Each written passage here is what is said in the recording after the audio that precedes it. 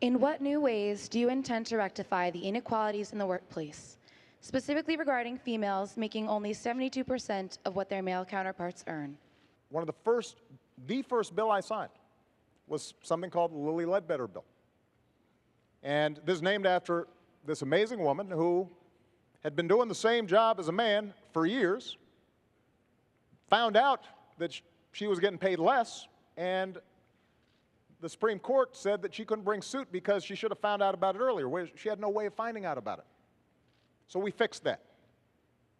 And that's an example of the kind of advocacy that we need, because women are increasingly the breadwinners in the family.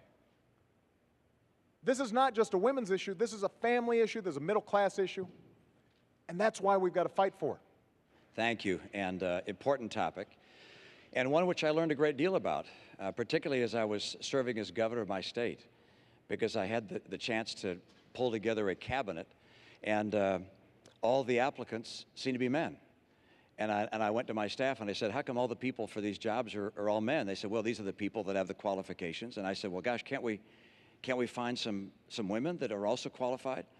And so we took a concerted effort to go out and find women who had backgrounds that could be qualified to become members of our cabinet.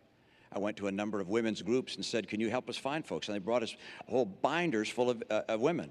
I was proud of the fact that after I staffed my cabinet and my senior staff, that the University of New York in Albany did a survey of all 50 states and concluded that mine had more women in senior leadership positions than any other state in America.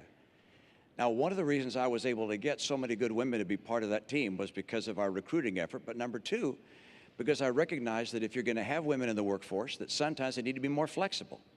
My chief of staff, for instance, had 2 kids that were still in school. She said, I can't be here until 7 or 8 o'clock at night.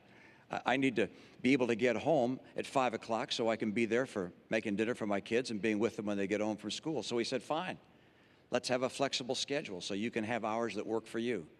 We're going to have employers in the new economy, in the economy I'm going to bring to play, that are going to be so anxious to get good workers, they're going to be anxious to hire women.